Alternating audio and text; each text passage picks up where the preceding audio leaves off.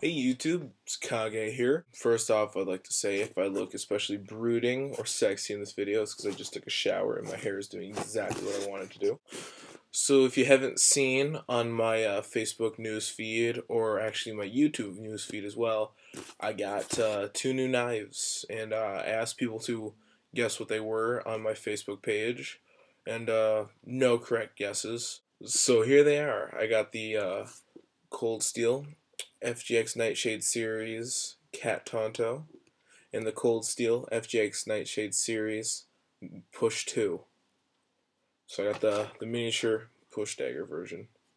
So if you don't know about the Nightshade series, Cold Steel released this line of a couple knives that are completely non-metallic. They are made of, the blades are now, they changed what they're made of. They're now made of something called Grivery, which is the latest advancement in fiberglass reinforced plastic. So what that means is it's a plastic knife, completely impervious to the elements. The handle is made of kraton, pretty much rubber. It's deeply, deeply checkered handled. See that? As you can see, there's little eyelets on the handles because the knives come with these little rings to put on. I don't know what possessed Cold Steel to put these rings on. I took them off. One, because on the push two, having the ring there just interferes with my grip. And then two, I mean, why would I want this dangly ring hitting stuff and making noise? But they arrived in cardboard box. Opened it up.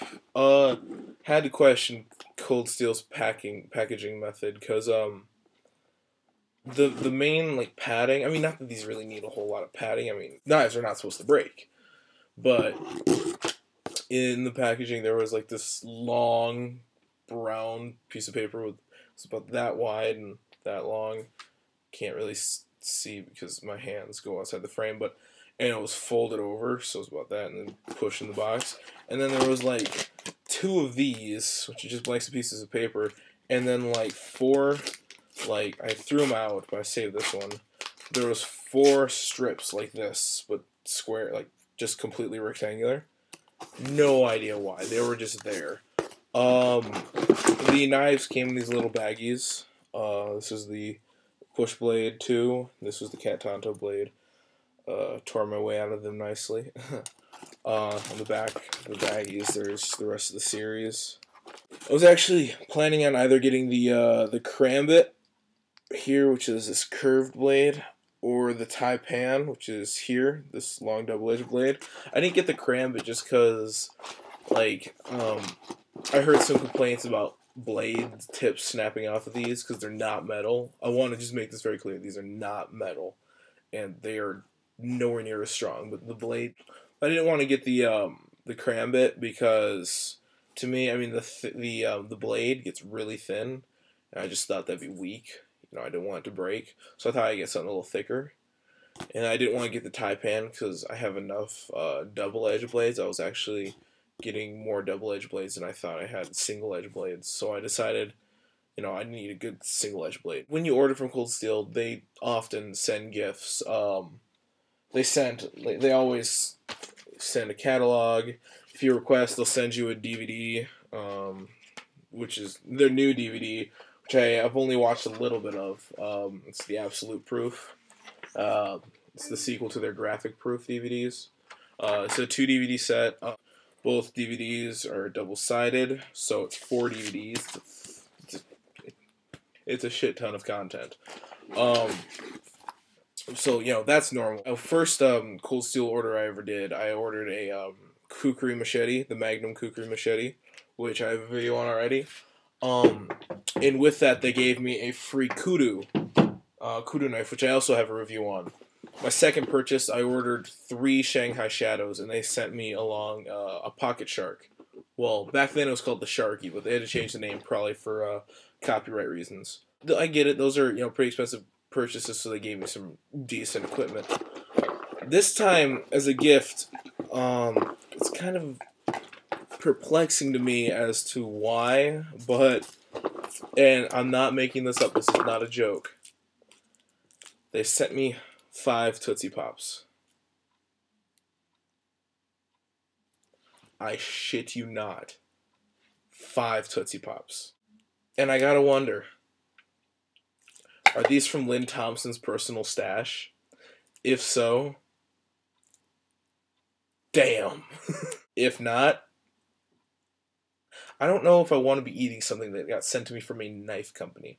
Could it be a new weapon that they haven't announced yet and maybe fell into my box?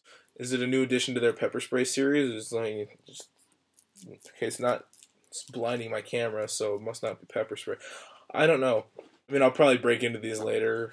Razor blades be damned, but hey, if you want knives and Tootsie Pops, Cold Steel Incorporated. Start with the Tanto here. One thing I don't like about the series is they don't come with sheaths. I mean, the blades, they're not sharp at all. Like, well, if I was really slashing at you, I might open something up, but I'm more likely to open something up with this tip here. They're not sharp. They can kind of cut. If I try. No, it's not cutting. See, it just doesn't want to cut. It's tearing, not cutting. Actually, what I did is I took an old leather belt that wore out, cut 2 lengths of it, taped them together, and so now I have a leather and duct tape sheath.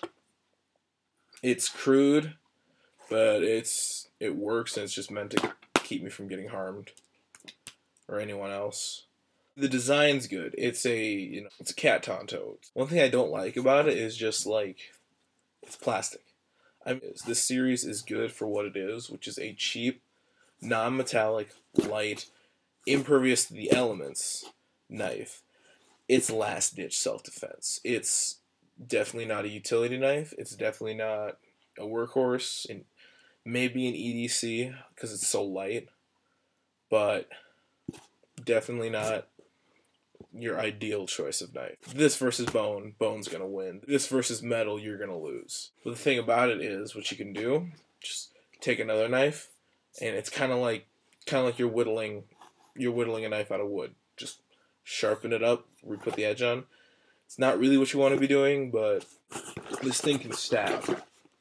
Like, don't get me wrong, it's not a useless knife. I mean, stabbing through. It's not an amazing stab, but it's one that won't rust. That's the selling point. See, it's not cutting through here. That's the difference between gravery and metal. I mean, it's not metal. It's a specialty item. I got the push 2, mainly because I wanted a push blade to have. Right out of the bat, I was taking it out of its wrap here, you see, and it was just like that. And I was pushing it in and up like this to try and get it to go through the plastic and cardboard. And I broke the damn tip off against the cardboard. Like, look at that. It still stabs. It's still a push dagger. I mean, you're still focusing so much energy on such a little point. See, it stabs through nicely. And then it's cutting a little better than the other one. I have, in fact, done a little knife sharpening on the edge here, which means, it can be done. It's just not very effective. The grip's okay. I mean, for my hand, I would prefer the grooves to go in and then in again, a little cutaway here and here, just to fit into my next 2 fingers, because that fits nicely here. That does not. This is not happy right here. Another reason I wanted to get this is because I'm going on a fishing trip soon. I wanted to have a knife that I could use to cut line and stuff, and still have an open hand, because that's the beauty of a push dagger. You can hold it here and you can pick stuff up, open up. So once again, I mean, it is what it is. I'm not bringing this on my fishing trip because I know I'm just going to shatter it against something. So yeah, not overly impressed by the FGX series. I mean, if it appeals to you, get it. It's not bad for what it is. It's not good either. So until next time, I'm Kagezara. Rock on.